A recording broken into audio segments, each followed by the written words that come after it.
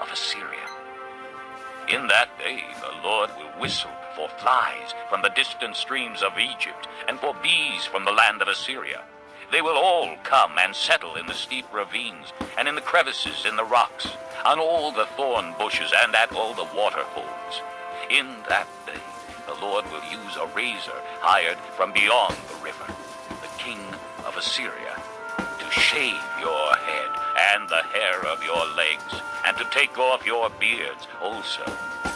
In that day a man will keep alive a young cow and 2 goats, and because of the abundance of the milk they give, he will have curds to eat. All who remain in the land will eat curds and honey. In that day, in every place where there were 1,000 vines worth 1,000 silver shekels, there will be only briars and thorns. Men will go there with bow and arrow, for the land will be covered with briars and thorns.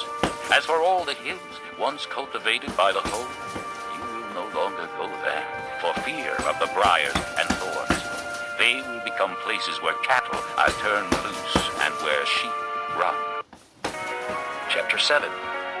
When Ahaz, son of Jotham, the son of Uzziah, was king of Judah, King Rezin of Aram, and Pekah, son of Remaliah, king of Israel, marched up to fight against Jerusalem, but they could not overpower it. Now the house of David was told, Aram has allied itself with Ephraim. So the hearts of Ahaz and his people were shaken, as the trees of the forest are shaken by the wind. Then the Lord said to Isaiah, Go out, you and your son Shear-Jashub, to meet Ahaz at the end of the aqueduct of the upper pool, on the road to the washerman's field. Say to him, Be careful, keep calm, and don't be afraid. Do not lose heart because of these 2 smoldering stubs of firewood, because of the fierce anger of Rezin and Aram and the son of Remaliah.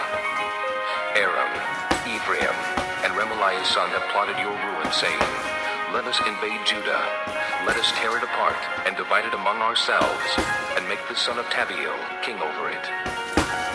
Yet this is what the sovereign Lord says. It will not take place. It will not happen.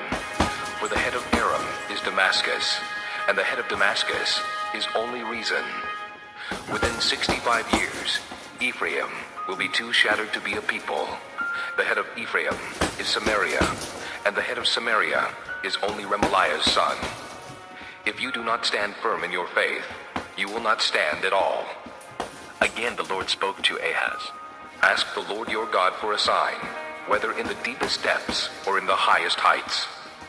But Ahaz said, I will not ask. I will not put the Lord to the test.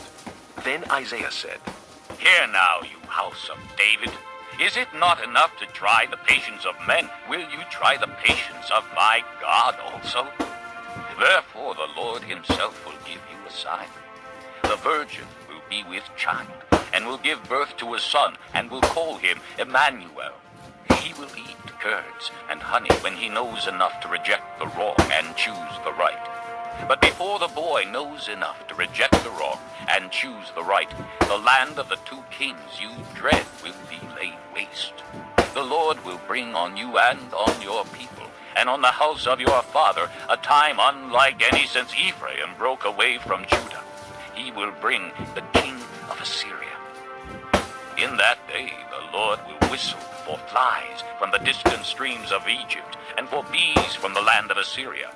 They will all come and settle in the steep ravines, and in the crevices in the rocks, on all the thorn bushes, and at all the water holes. In that day the Lord will use a razor hired from beyond the river, the king of Assyria, to shave your head and the hair of your legs, and to take off your beards also. In that day a man will keep alive a young cow and 2 goats, and because of the abundance of the milk they give, he will have curds to eat. All who remain in the land will eat curds and honey. In that day, in every place where there were 1,000 vines worth 1,000 silver shekels, there will be only briars and thorns. Men will go there with bow and arrow, for the land will be covered with briars and thorns. As for all the hills, one